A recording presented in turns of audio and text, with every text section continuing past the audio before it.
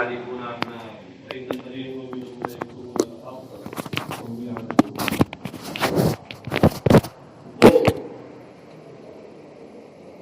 الذين آتيناهم الكتاب، ہم نے جنہیں کتاب دی یعنی کتابی، یہ یہودی عیسائی، یعرفونہ، ان کو پہچانتے ہیں. یعرفونہ میں ہر ضمیر کا مطلب کیا ہے؟ محمد صلی اللہ علیہ وسلم، جیسا کہ آپ کے مفسر نے ظاہر کیا. اور محشی نے آپ کو ایک فائدہ اور دیا، قیل الضمیر یعود الی القرآن، یعنی ایک قول یہ بھی ہے کہ یعرفونہ میں ہر ضمیر کا مطلب قرآن ہے، یعنی یعرفون القرآن کما یعرفون ابناءہم. لیکن مشہور قول جمہور کا قول وہی ہے مفسر نے اختیار کیا. ہم نے جنہیں کتاب دی، یہ سرکار اقدس صلی اللہ علیہ وسلم کو، محمد صلی اللہ علیہ وسلم کو ایسے ہی پہچانتے ہیں جیسے وہ اپنے بیٹوں کو پہچانتے ہیں. بِنَعْتِهِ فِي كِتَابِهِمْ، کیسے؟ ان کی کتاب میں آپ کے وصف کی وجہ سے، کیونکہ ان کی جو مذہبی کتابیں ہیں ان میں نبی اکرم صلی اللہ علیہ وسلم کا وصف بالکل واضح انداز میں بیان کیا گیا کہ ان اوصاف کو جو جان لے تو پھر سرکار اقدس صلی اللہ علیہ وسلم کو دیکھنے کے بعد پھر اسے قطعی کوئی شک و شبہ نہ رہ جائے، جیسے اپنے بیٹے کو کوئی بیٹے کے بارے میں شک و شبہ نہیں. اس پر تائید میں بخاری کی وہ روایت پیش کرتے ہیں، کہتے ہیں قال ابن سلام لقد عرفته حين رأيته كما عارف ابني ومعرفتي لمحمد اشد، رواه البخاری. حضرت عبداللہ ابن سلام نے فرمایا، حضرت عبداللہ ابن سلام پہلے یہودی تھے، یہودیوں کے عالم تھے بہت زبردست، اور اس کے بعد یہ اسلام لائے. تو ظاہر سی بات ہے کہ یہودیوں کی کتاب توریت ان کے سامنے تھی، اور اس میں نبی آخر الزمان صلی اللہ علیہ وسلم کے جو اوصاف ہیں اور جو ان کا حلیہ ہے وہ واضح انداز میں بیان ہوا تھا، وہ ان کے سامنے تھا. تو کہتے ہیں لقد عرفته حين رأيته كما عارف ابني، جس وقت میں نے حضور کو دیکھا تو انہیں ایسے ہی پہچان لیا جیسے میں اپنے بیٹے کو پہچانتا ہوں. بلکہ فرمایا کہ وہ معرفتی محمد اشد، بلکہ محمد صلی اللہ علیہ وسلم کو میرا پہچاننا اس سے بھی کہیں زیادہ زوردار اور طاقتور تھا. ہاں، اس کی تشریح بھی بعض دوسری روایات میں آئی ہے کہ بیٹے کے پہچاننے میں تو شبہ ہو سکتا ہے کہ بیٹا میرا ہے، اس کا تعلق تو اس کی ماں سے ہے. ظاہراً ہم سمجھتے ہیں کہ ہمارے نطفے سے ہے، لیکن امکان ہے، دور کا امکان صحیح، امکان ہے کہ کسی اور کا ہو. لیکن نبی اکرم صلی اللہ تعالیٰ علیہ وسلم کا جو حلیہ اور جو اوصاف کریمہ اور اوصاف محمودہ بیان ہوئے ہیں کتاب میں، وہ اتنے واضح اور اتنے صدیق دم ہیں کہ ان کو سامنے رکھنے کے بعد، سرکار کی زیارت کرنے کے بعد کوئی شبہ نہیں رہے گا. اس لیے معرفتی لمحمد اشد، رواه البخاری، امام بخاری نے سے روایت کیا. وَإِنَّ فَرِيقًا مِّنْهُمْ لَيَكْتُمُونَ الْحَقَّ وَهُمْ يَعْلَمُونَ، اور ان کتابیوں کا ایک گروہ حق کو چھپاتا ہے جان بوجھ کر، جانتے ہوئے. حق کو چھپاتا ہے، حق سے مراد کیا ہے؟ نعتہ، یعنی نبی اکرم صلی اللہ علیہ وسلم کے وصف کو، جو وصف ان آسمانی کتابوں میں ہے. اور آگے ہے الحق من ربک فلا تکونن من الممترین. الحق من ربک، اس سے پہلے نکالا ھذا الذی انت علیہ، یہ اشارہ کیا کہ الحق من ربک یہ خبر ہے، اس کا مبتدا محذوف ہے، ھذا الذی انت علیہ.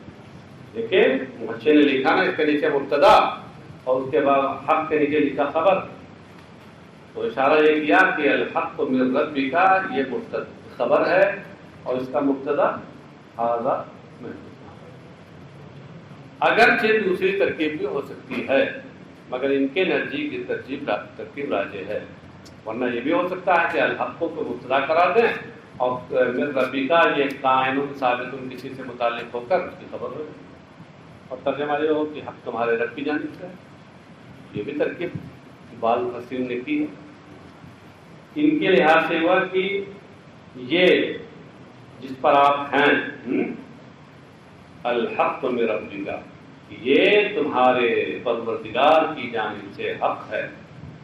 من ربک سے پہلے کائنن نکالا، یہ اشارہ کیا کہ من ربک الحق سے بمنزلہ حال ہے، بمنزلہ حال ہے، تو جار مجرور سے مل کر ڈائریکٹ حال تو بنتا نہیں، اپنے متعلق سے مل کر سب کچھ بنتا ہے، تو حال کے درجے میں ہے۔ فلا تکونن من الممترین، تو شک کرنے والوں میں سے ہرگز نہ ہو۔ ممترین الشاکین فیہ، تو اس کے سلسلے میں شک کرنے والوں میں سے ہرگز نہ ہو۔ یہ ممترین کا لغوی معنی بتا دیں، کیونکہ ممترین امترا سے بنا ہے، امترا کا معنی شک کا، تو ممتری کا معنی شاک اور ممترین کا معنی شاک کی۔ یہ دیکھیے اس موقع پر کبھی کہا جاتا ہے کہ شک مت کرو، شک مت کرنا، اور یہ کہ ہے کہ شک کرنے والوں کے زمرے میں سے ہی مت ہونا۔ اس میں شک مت کرو، شک مت کرنا، اس سے کہیں زیادہ بلیغ اور کہیں زیادہ زوردار اور تاکید والا کلام ہے، شک کرنے والوں کے زمرے میں سے مت ہو، اس گروہ میں سے مت ہو۔ ہاں یہاں دیکھیے لا تکونن من الممترین، یہ تعبیر اختیار کی ہے کیونکہ اس میں بنسبت لام تمتری کی مبالغہ زیادہ ہے، زور زیادہ ہے۔ کہتے ہیں من الممترین الشاکین فی اے من ھذا النوع، یعنی اس نوع، اس قسم کے لوگوں میں سے، اس قسم کے اور اس نوع کے لوگوں میں سے مت ہونا، اس زمرے ہی میں سے مت ہونا، اس گروہ ہی میں سے مت ہونا۔ فَهُوَ أَبْلَغُ مِن لَا تَمْتَرِي، تو یہ لا تکونن من الممترین، یہ لا تمتری سے زیادہ بلیغ ہے نا۔ وَلِكُلٍّ وِجْهَةٌ هُوَ مُوَلِّيهَا فَاسْتَبِقُوا الْخَيْرَاتِ أَيْنَمَا تَكُونُوا يَأْتِ بِكُمُ اللَّهُ جَمِيعًا إِنَّ اللَّهَ عَلَى كُلِّ شَيْءٍ قَدِيرٌ۔ لِكُلٍّ یعنی لِكُلٍّ مِّنَ الْأُمَمِ، ہر امت کے لیے، وجہتن ایک خاص سمت ہے، ہوا مولیہا کہ جس کی طرف وہ اس کو پھیرتا ہے، پھیرتی ہے وہ امت، جس کی طرف اپنے چہرے کو وہ پھیرتی ہے۔ ہوا ضمیر کا مطلب کل ہے، لفظ کے اعتبار سے واحد ہے نا، واحد مذکر۔ وجہتن ایک خاص سمت، اس کی تفسیر مفسر نے قبلتن سے کی۔ قبلہ بھی کیا چیز ہے؟ ایک خاص سمت جس کی طرف نماز میں رخ کرنے کا حکم آیا، وہ بھی تو ایک سمت ہی ہے۔ تو ہر امت کے لیے ایک خاص سمت ہے، ایک قبلہ ہے کہ وہ امت جس کی طرف اپنا چہرہ پھیرتی ہے، کہاں؟ بصلاتی، نماز میں۔ یہاں ایک قرات میں مولیہا کے بجائے مولاہا ہے۔ مولی تو اس میں فاعل ہے، واللہ یولی تولیہ سے، اور مولا یہ اس میں ظرف ہو جائے گا، اس میں ظرف برائے مکان، اس میں مفعول بھی ہے مگر اس میں ظرف کا وزن بھی غیر ثلاثی مجرد میں وہی ہے جو اس مفعول کا ہے۔ تو مولا کا مطلب کیا ہوگا کہ وہ جگہ جس کی طرف پھیرا جائے چہرہ۔ اور کہتے ہیں ایک قرات میں مولاہا ہے، یعنی لکل وجہتن ہوا مولاہا، ہر امت کے لیے ایک خاص سمت ہے جو اس امت کا مولا ہے، جس کی طرف وہ چہرہ پھیرتی ہے۔ حاصل دونوں کا ایک ہی ہے، لفظی اعتبار سے فرق ہے۔ فاستبقوا الخیرات، کہتے ہیں بادروا الی الطاعات وقبولها، استبقو، اس سے غیر امر ہے استباق بمعنی مبادرہ سے، تو استبقو کے معنی ہوئے بادرو، خیرات اس سے مراد طاعات، تو ترجمہ یہ ہوا کہ اور طاعات کی طرف سبقت کرو، لپکو، یعنی طاعات کی طرف اور طاعات کو قبول کرنے کی طرف سبقت کرو۔ اینما تکونوا یأتی بکم اللہ جمیعا، تم جہاں کہیں بھی رہو گے اللہ تم سب کو لے آئے گا۔ کیا مطلب ہے لے آئے گا؟ یعنی یجمعکم یوم القیامت فیجازیکم باعمالکم، کہ قیامت کے دن تمہیں جمع کرے گا، اکٹھا کرے گا، اور اکٹھا کر کے یوں ہی چھوڑ دے گا کیا؟ دار الجزا ہے۔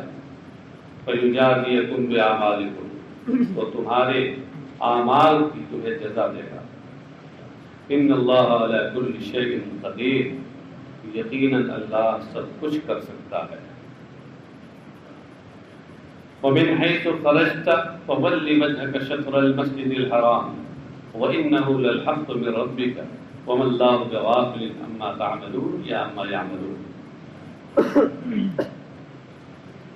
اب یہاں آپ دیکھیے من حيث خرجت فول وجهك شطر المسجد الحرام، اس سے پہلے بھی مسجد حرام کی طرف رخ پھیرنے کا حکم آیا ہے، اب پھر یہاں ذکر کیا جا رہا ہے، اور اس کے بعد ایک بار آگے پھر ہے وَمِنْ حَيْثُ خَرَجْتَ فَوَلِّ وَجْهَكَ شَطْرَ الْمَسْجِدِ الْحَرَامِ، ہے نا؟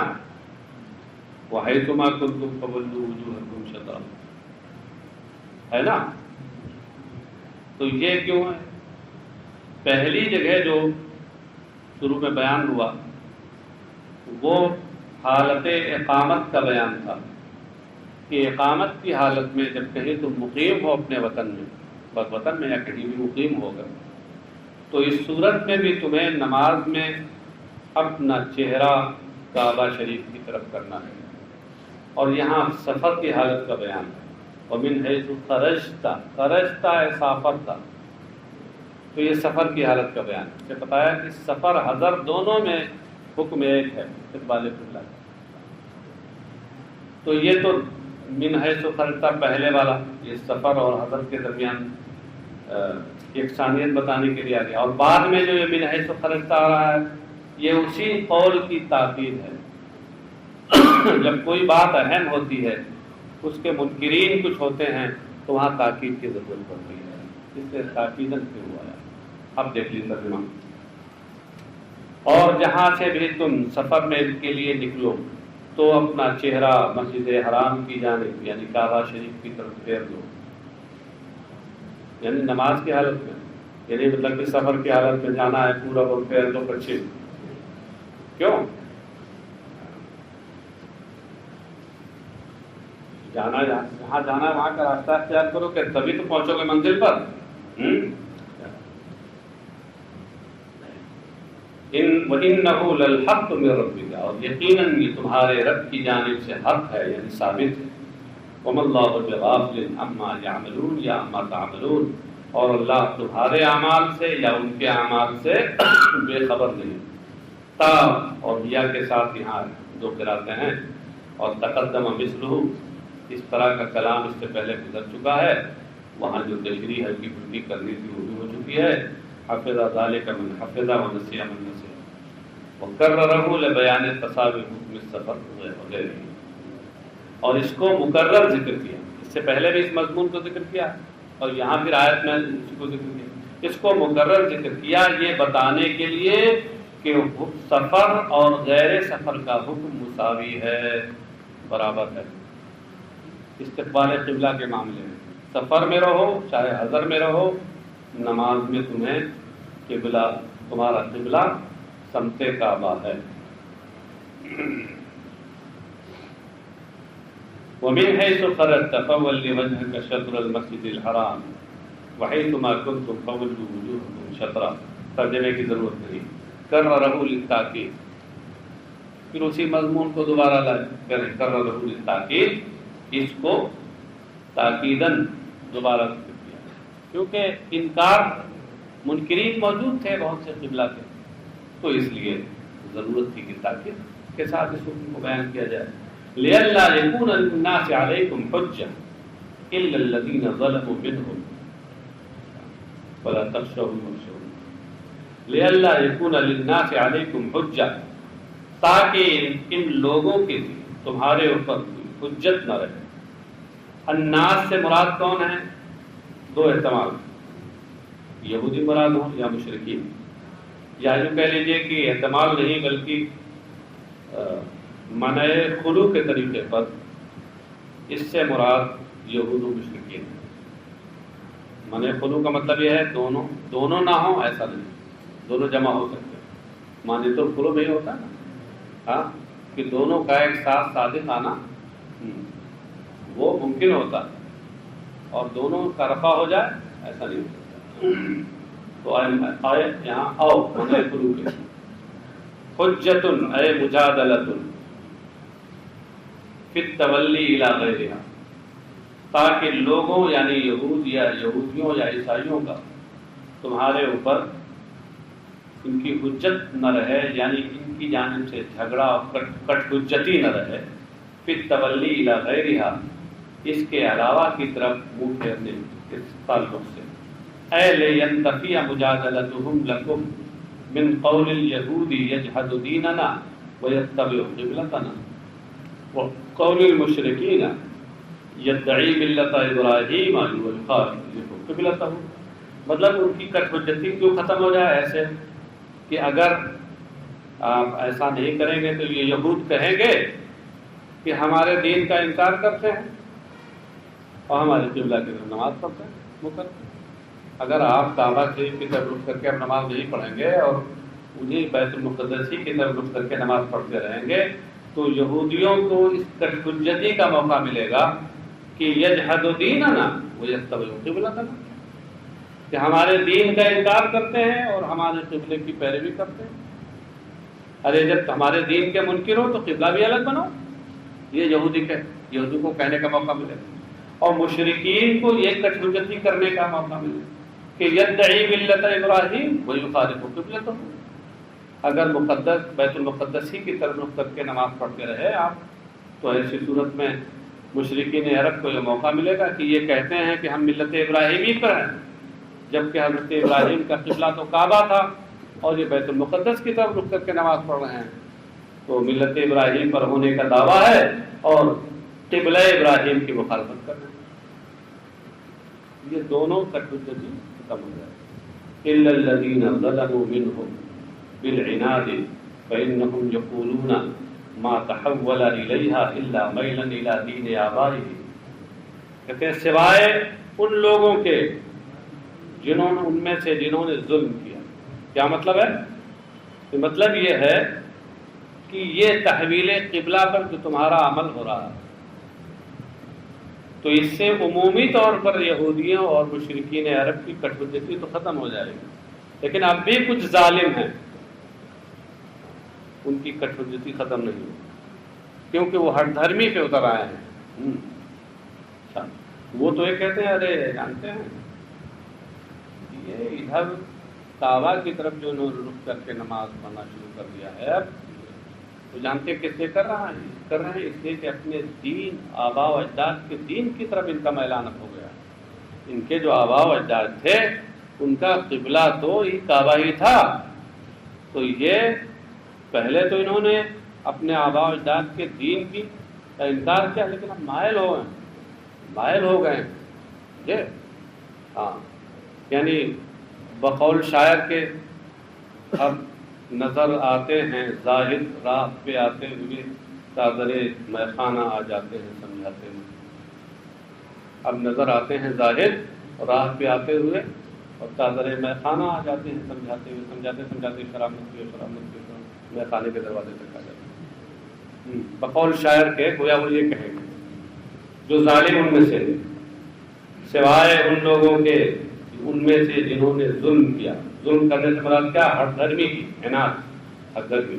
فإنهم یقولون، کیونکہ وہ یہ کہتے ہیں کہ ما تحول الیہا الی الکعبہ الا میلا الی دین آبائہم، کہ کعبے کی طرف انہوں نے نماز میں اسی لیے رخ پھیرا ہے تاکہ اپنے آبا و اجداد کے دین کی جانب ان کا میلان ہو۔ اب اس میں کہتے ہیں الا الذین ظلموا منہم میں جو اللہ ہے یہ استثناء متصل ہے، والمعنى لا يكون لأحد علیکم کلام الا کلام ہؤلاء، اور مطلب یہ ہوگا کہ اس تحویل قبلہ میں، تحویل قبلہ پر عمل کرنے میں تمہارے خلاف کسی کا کلام نہیں ہوگا سوائے ان ظالموں کے کلام، ان کا کلام کیونکہ حد درمی پہ اترے ہوئے ہیں، اس لیے یہ تو گفتگو کرتے رہے۔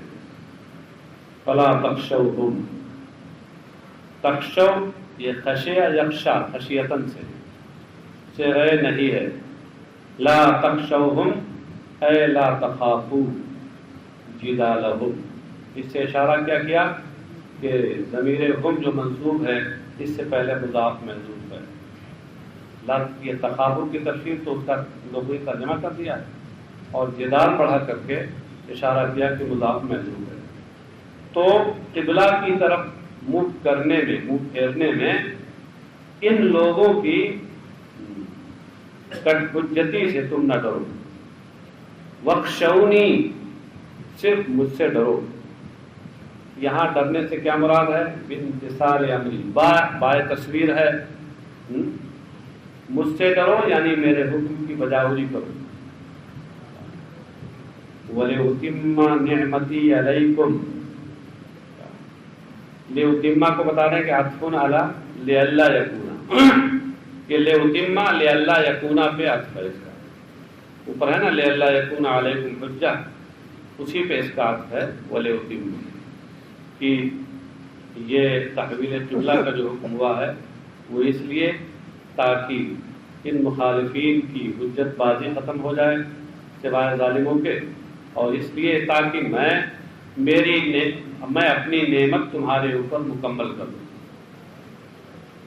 اپنی نعمت اور اپنا احسان مکمل کروں، کیا بالہدایت الی معالم دینکم، تم لوگوں کے دین کی نشانیوں کی طرف تمہاری رہنمائی کریں، وَلَعَلَّكُمْ تَهْتَدُونَ إِلَى الْحَقِّ، اور تاکہ تم حق کی راہ پاؤ۔ كَمَا أَرْسَلْنَا فِيكُمْ رَسُولًا مِّنْكُمْ يَتْلُو عَلَيْكُمْ آيَاتِنَا وَيُزَكِّيكُمْ وَيُعَلِّمُكُمُ الْكِتَابَ وَالْحِكْمَةَ وَيُعَلِّمُكُم مَّا لَمْ تَكُونُوا تَعْلَمُونَ۔ کما ارسلنا فیکم رسولا منکم، جس طرح ہم نے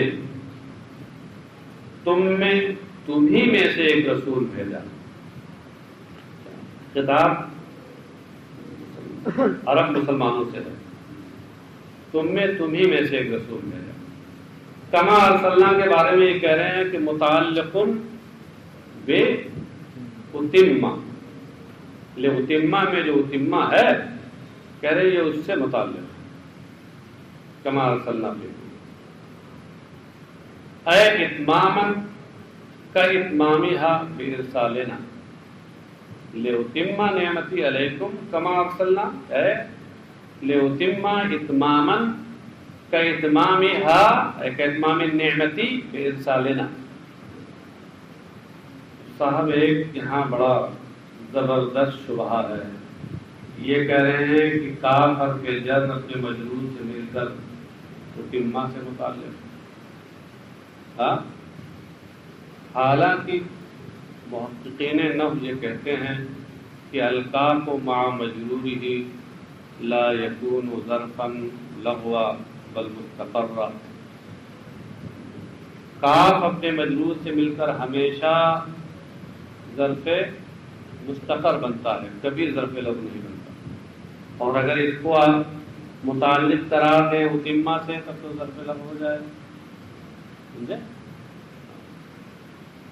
صدر العلماء علامہ میرٹھی صاحب رحمۃ اللہ علیہ نے شرح میت عامل کا جو مقدمہ ہے، شرح میت عامل کی شرح جو تھی نا میت بشیر کامل، اس مقدمے میں بڑی پتے کی کچھ باتیں لکھی ہیں، ان میں سے ایک بات یہ بھی لکھی ہے، فائدہ یہ لکھا ہے کہ لکھا ہے کہ الکاف مع مجرورہ یکون ظرفا مستقرا لا لغوا کما فی حاشیۃ انوار التنزیل للمولا الشہاب، لکھا ہے کہ کاف حرف جر اپنے مجرور سے مل کر ظرف مستقر ہوتا ہے، ظرف لم کبھی نہیں ہوتا، جیسا کہ انوار التنزیل یعنی تفسیر بیضاوی پر علامہ شہاب الدین خفاجی کا جو حاشیہ ہے اس میں صراحت کے ساتھ یہ مسئلہ مذکور ہے، یہ لکھا ہوا۔ اب اس سے یہ چیز ٹکرا رہی ہے، ارے امام سیوطی بھی امام سیوطی،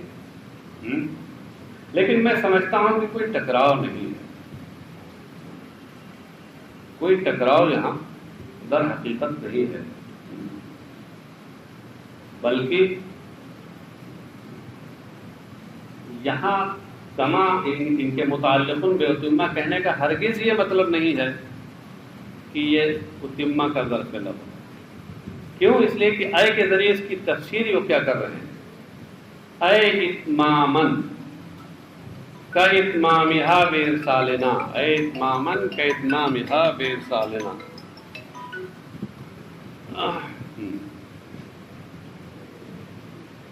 تو اس کا مطلب یہ ہوا کہ اتمہ یہ فعل ہے، اور یہ کما ارسلنا میں جو ما ہے، ما مصدریہ ہے، تو یہ کاف حرف جر ہوا اس پر داخل ہوا، اور کاف حرف جر اپنے مجرور سے مل کر کے اب کائنن ثابتن سے متعلق ہو کر کے یہ صفت ہے اتمامن کی۔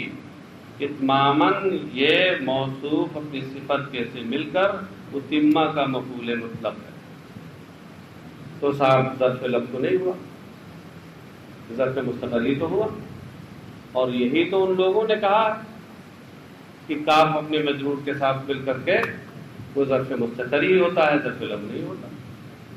یہ میں بات اس لیے کہہ رہا ہوں نا کہ بظاہر اگر آپ غور نہیں کریں گے تو متعلقن باتمہ سے یہی سمجھ میں آئے گا کہ ظرف لفظ، حالانکہ یہ امام سیوطی نہیں بتانا چاہ رہے، کہہ رہے ہیں اس کا تعلق ہے معنوی اس سے، بس یہ بتانا چاہ رہے، بس اسی لیے اس کے تعلق لفظی کو ظاہر کرنے کے لیے انہوں نے یہ اے کے ذریعے تفصیل کی ہے، اے اتمامن کا اتمامہا، یعنی اے اتمامن ثابتن کا اتمامہا بارسالنا۔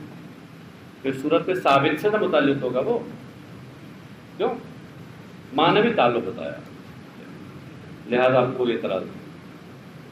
کما ارسلنا فیکم رسولا منکم، رسولا سے مراد ہیں محمد صلی اللہ علیہ وسلم، جس طرح ہم نے تمہیں میں سے ایک رسول یعنی محمد صلی اللہ علیہ وسلم کو بھیجا، یتلو علیکم آیاتنا القرآن، جو تمہارے اوپر ہماری آیتیں یعنی قرآن کی تلاوت کر رہا ہے، ویزکیکم یعنی یطہرکم من الشرک، اور تمہیں وہ پاکیزہ کر رہا ہے یعنی شرک سے تمہیں پاک کر رہا ہے، ویعلمکم الکتاب والحکمت، اور تمہیں الکتاب اور الحکمت سکھا رہا ہے۔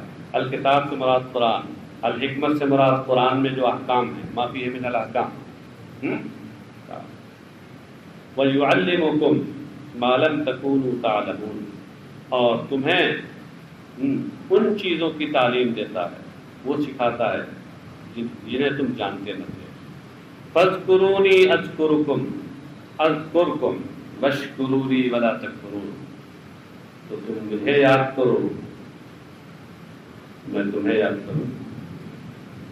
فَاذْكُرُونِي، مجھے یاد کرو، یاد کرنے سے ذکر سے کیا مراد ہے یہاں؟ بالصلاۃ والتسبیح ونحوہ، یعنی نماز پڑھو کہ یہ میرا ذکر ہے، میرے ذکر کا اہم طریقہ ہے، تسبیح کرو، میری پاکی بیان کرو، سبحان اللہ سبحان اللہ، یا اس مضمون کو بیان کرنے والے اور جو کلمات ہیں ان سے اللہ کی یاد کرو، ونحوہ کہہ کر اذکرکم، یہ جواب ہے، جواب امر، میں تمہیں یاد کروں، تمہیں یاد کروں گا مطلب کیا ہے؟ قیلا معناہ وجازیکم، تم مجھے یاد کرو، میں تمہیں اپنی یاد کی جزا اور بدلہ دوں گا۔ وفی الحدیث عن اللہ من ذکرنی فی نفسہ ذکرتہ فی نفسی ومن ذکرنی فی ملئ ذکرتہ فی ملئ خیر من ملئ، حدیث شریف میں ہے، محشی نیچے لکھتے ہیں عند الشیخین، یعنی بخاری اور مسلم دونوں کی روایت میں، دونوں کی کتابوں میں یہ حدیث موجود ہے، عن اللہ، اللہ تبارک و تعالیٰ سے روایت ہے، یعنی حدیث قدسی ہے۔ حدیث قدسی وہ حدیث ہوتی ہے کہ جس میں نبی اکرم صلی اللہ علیہ وسلم اللہ تبارک و تعالیٰ کے حوالے سے کوئی بات بیان کرے، وہ حدیث قدسی کہلاتی ہے۔ تو حدیث قدسی میں ہے کہ من ذکرنی فی نفسہ ذکرتہ فی نفسی، اللہ فرماتا ہے کہ جو اپنے دل میں مجھے یاد کرتا ہے تو میں بھی اسے یاد کرتا ہوں۔ ومن ذکرنی یعنی جو تنہا مجھے یاد کرتا ہے اسے تنہا یاد کرتا ہوں۔ ومن ذکرنی فی ملئ ذکرتہ فی ملئ، اور جو کسی محفل و مجلس میں مجھے یاد کرتا ہے تو میں اسے اس کی محفل و مجلس سے بہتر مجلس میں یاد کرتا ہوں، وہ فرشتوں کی مجلس ہوتی ہے۔ اور یہاں یاد کرنے سے مراد کیا ہے؟ یہاں اس سے سمجھ میں آیا کہ یہ کہنا چاہ رہے ہیں کہ یاد کرنے سے مراد ذکر کرنا، گویا کہ اب دو تشریح ہو گئی۔ اذکرکم میں جو ذکر ہے اس سے مراد یا تو جزائے ذکر ہے، جیسا کہ پہلا قول ذکر کیا انہوں نے، اور یا اس سے مراد خود بڑی ذکر ہی ہے۔ واشکروا لی ولا تکفرون، اور میرا شکر ادا کرو، یعنی واشکروا نعمتی، میرے نعمت اور میرے احسان کا شکر ادا کرو۔ اس سے بتایا کہ واشکروا کا مفعول بھی محذوف ہے۔ بالطاعتی اس میں بائے تصویر ہے، میری نعمت کا شکر ادا کرو، کیا مطلب ہے؟ یعنی میری طاعت و فرما برداری کرو۔ یہ جب بائے تصویر ہوگی تو، ورنہ آپ باعث سببیت اور باعث جانب بھی اس کو لے سکتے ہیں۔ اطاعت و فرما برداری کے ذریعے میری نعمت کا شکر ادا کرو۔ ولا تکفرون بالمعصیہ، اور نافرمانی کے ذریعے میری ناشکری نہ کرو۔